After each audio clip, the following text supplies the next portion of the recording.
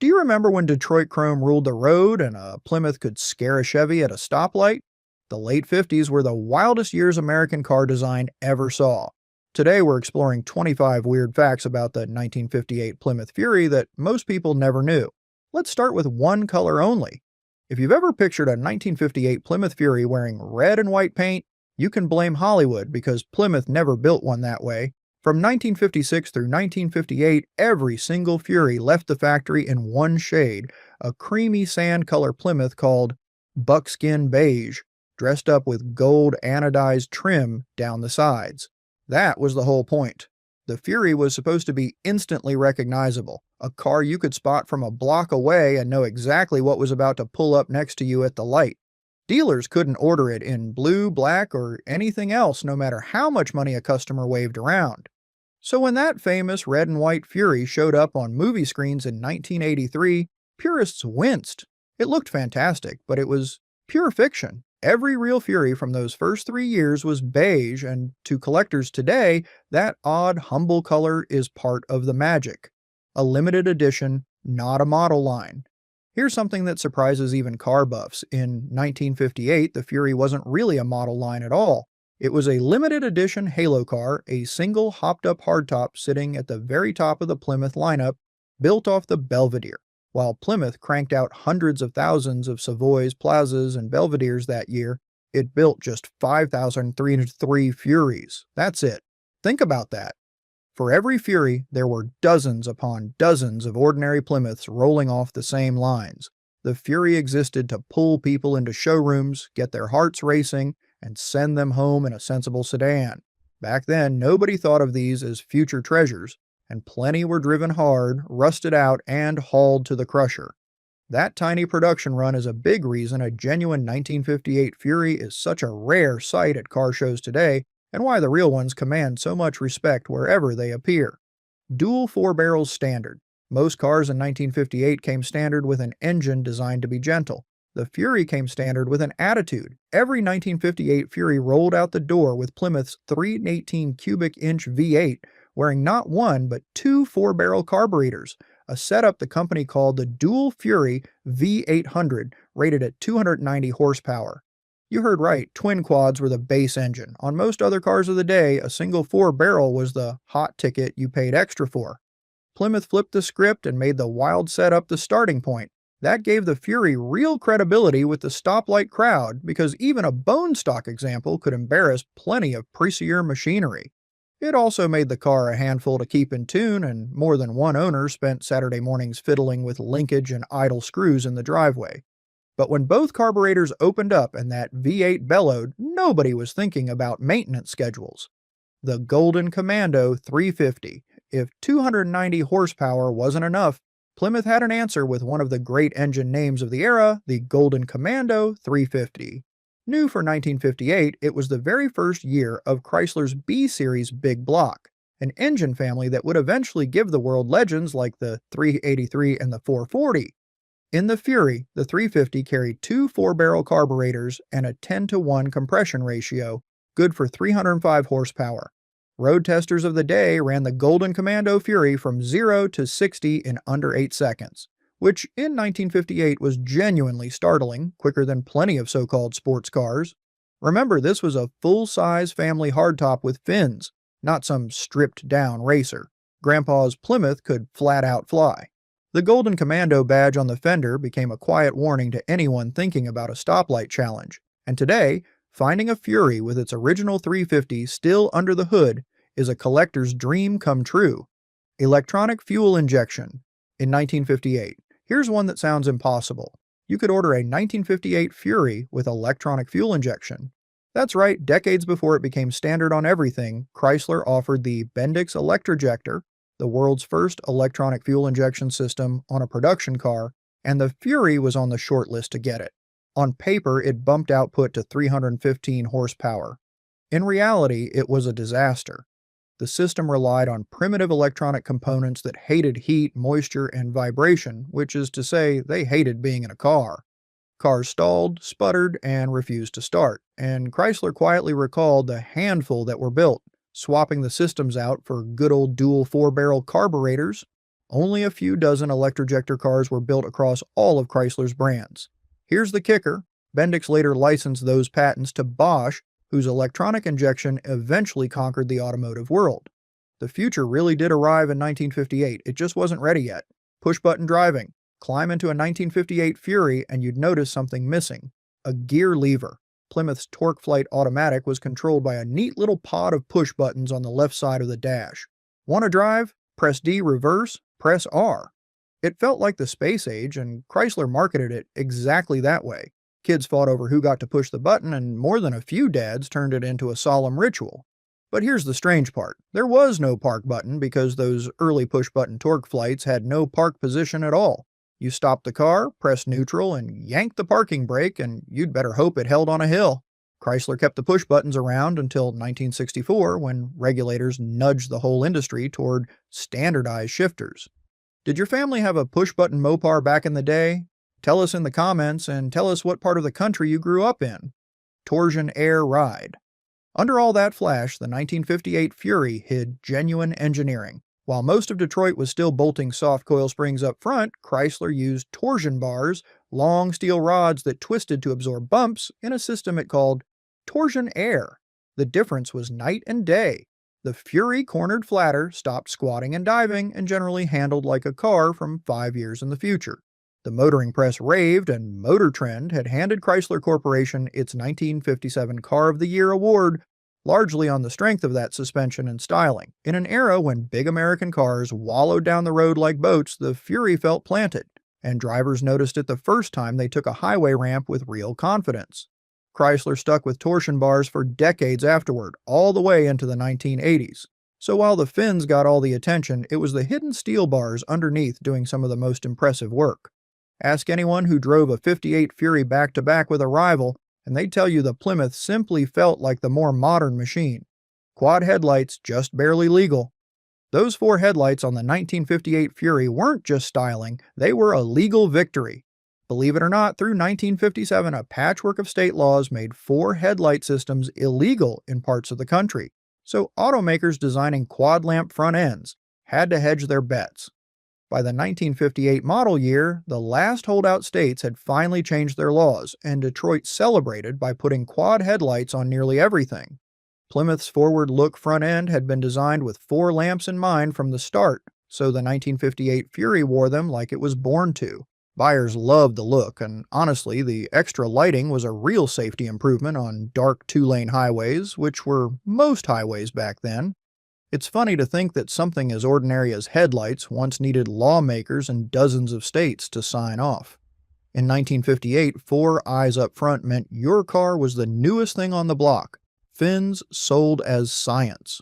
Those towering tail fins weren't just decoration, at least not according to Chrysler.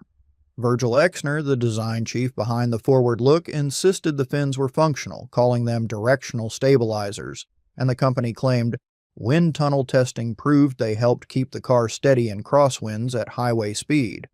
Was there anything to it? At very high speeds, maybe a little. At 45 miles an hour on the way to the grocery store, not so much. But it didn't matter because the story sold. Buyers could point to their fins and say they were aerodynamic engineering, not vanity, and everybody got to feel like a jet pilot backing out of the driveway. The Fury's fins rose in one clean, sharp line from the doors to the tail, and even today they're considered some of the best proportioned of the entire fin era. Science or not, they made a parked Plymouth look like it was doing 100 miles an hour. The ad campaign that panicked General Motors.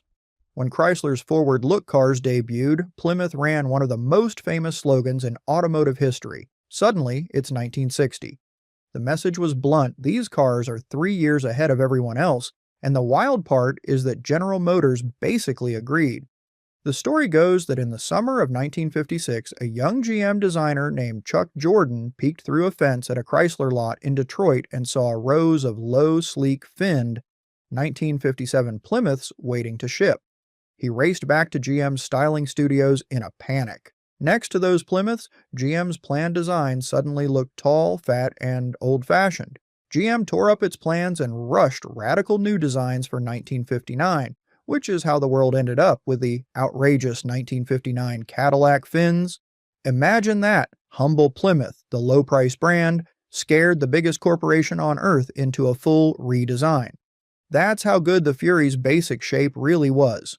A record player in the dash. Here's an option that sounds made up. Your Plymouth could come with a record player. Chrysler's Highway Hi-Fi mounted a small turntable under the dash that played special 7-inch records spinning at 16 2/3 RPM, much slower than a normal LP, so each disc could hold close to an hour per side. The catch, and there was always a catch, was that the records were a special format made mostly by Columbia, so you couldn't just play your own 45s, and the catalog was thin, heavy on show tunes and light classics.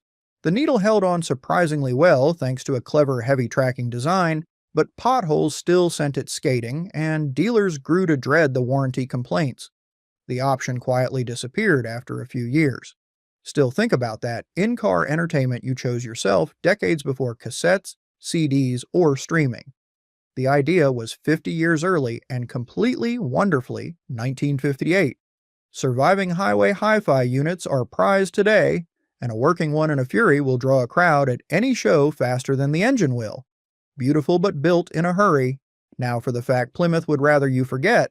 The gorgeous forward-look bodies were rushed into production a full year ahead of the original schedule, and it showed. Panel gaps wandered, trim came loose, windows leaked in a car wash, and worst of all, the bodies rusted with shocking speed. In the Salt Belt states, some owners saw holes forming in fenders within 2 or 3 winters on what was practically a new car. The 1958 models improved a bit over the chaotic 1957 launch, but the reputation damage was done, and Chrysler spent years trying to win back the public's trust. It's one of the great heartbreaks of car history. The most beautiful cars in America were some of the most fragile. That rust is also why survivors are so scarce today.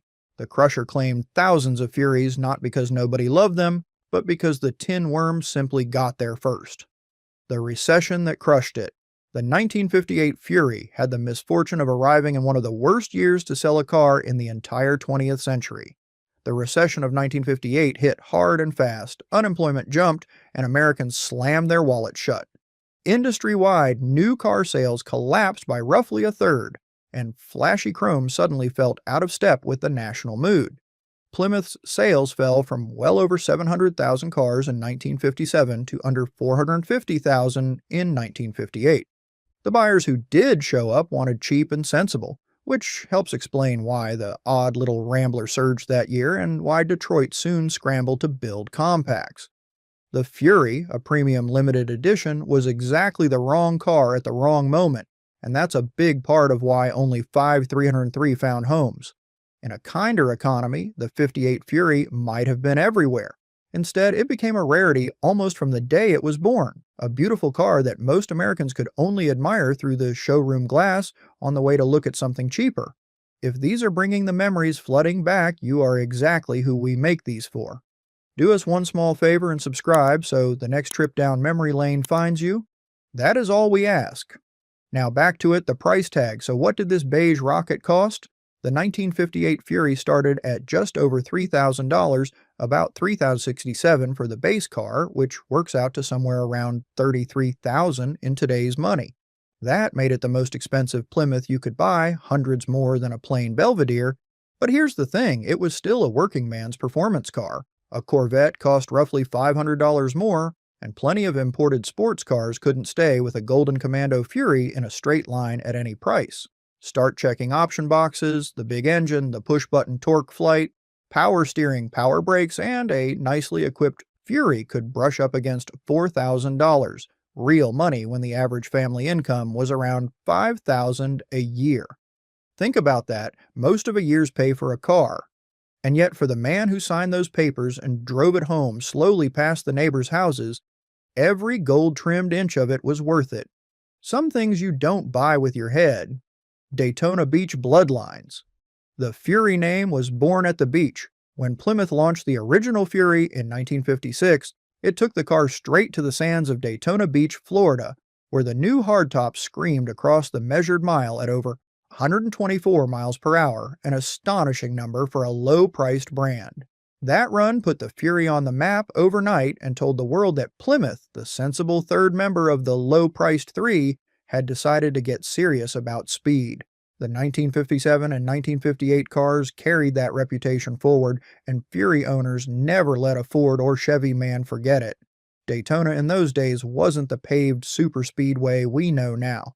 The racing and the record runs happened right on the hard-packed sand where families spread picnic blankets in the summer.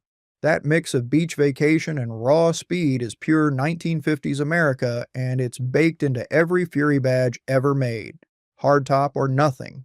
Want a 1958 Fury convertible? Too bad. A four-door for the family? Not a chance. Through 1958, the Fury came exactly one way, a two-door hardtop, that pillarless style where the side windows rolled down to leave one long, uninterrupted opening. And that was a deliberate choice. The hardtop was the most glamorous body style of the era, and Plymouth wasn't about to dilute its halo car with practical variants. If you wanted a Fury, you took it the way Plymouth built it. Sport coupe roofline, beige paint, gold trim, no substitutions. It made every single Fury feel like an event. Compare that to 1959 and beyond, when Fury badges spread across sedans, wagons, and convertibles, and you can see why purists say the real Fury era ended with the 58. One body, one color, one attitude. There's something almost defiant about a car company saying, "This is it, take it or leave it, gold trim with a catch." That glittering gold trim running down the Fury's flanks was genuine anodized aluminum, and in 1958 it looked like $1 million. Here's what nobody warned buyers about: anodized gold doesn't stay gold. Sun, road salt, and years of enthusiastic polishing wore the finish away, leaving dull silver streaks where the glory used to be, and once it was gone, you couldn't simply buff it back. For decades, restorers tore their hair out trying to recreate that factory gold, turning to specialists who re-anodize the trim at eye-watering cost. It's one of those details that separates a good restoration from a great one, and judges at car shows go straight to it. But when it's right, when that gold spear catches the afternoon sun against the beige paint, you understand exactly what Plymouth was going for. Did you or someone on your street own one of these back then? We'd love to hear about it in the comments. Named after the goddesses of vengeance. Ever wonder where the name Fury actually came from? Reach back to Greek mythology. The Furies were the ancient goddesses of vengeance, terrifying spirits who hunted down wrongdoers and drove them mad. No mercy, no escape. That's quite a namesake for a family-priced automobile. Most car names of the 50s leaned on jets, rockets, and faraway places, your Meteors and your Rivieras, so Plymouth choosing an avenging spirit from ancient Greece was a genuinely odd, wonderfully aggressive move. It fit the car, though. The Fury was the brand's enforcer, the one built to hunt down Chevrolets on the open road. And here's the part that gives you chills in hindsight. Decades later, a horror writer would make a 1958 Fury, the star of a story about a car with a vengeful spirit of its own. The name turned out to be Prophecy. Sometimes you name a car, and sometimes the name is just waiting for its moment. Stephen King's deliberate choice. In 1983, Stephen King published Christine, the story of a rusted 1958 Plymouth Fury that restores itself and takes murderous revenge on anyone who crosses her teenage owner. King later explained why he picked that exact car, and his reasoning was brilliant. He didn't want a 57 Chevy or a Thunderbird, cars already wrapped in decades of songs and legend. He wanted a forgotten car, one with no mythology attached, so he could build the myth himself from the ground up. The 1958 Fury, rare, beige, and overlooked, was perfect. King gave her a name, a jealous streak, and an odometer that spun backward as she healed herself, and in doing so, he did something no advertising campaign ever managed. He made the 58 Fury one of the most famous cars on Earth. 25 years after Plymouth built its little limited edition, a novelist finished the job. Not bad for a car most people had forgotten. Christine hits the big screen. Hollywood didn't waste a minute. John Carpenter's film version of Christine hit theaters in December 1983, the very same year the novel was published, and production actually started before the book had even reached most stores. Columbia Pictures was betting that King's name plus a killer car equaled box office, and they were right enough. The movie became a cult classic that still airs every October. Carpenter shot the car like a movie star, all gleaming red paint, glowing headlights, and that unforgettable sight of crumpled steel pulling itself straight. The effects team achieved those regeneration shots the old-fashioned way, with hydraulic rams crushing the body panels inward while the cameras rolled, then running the film in reverse. Simple, clever, and genuinely eerie.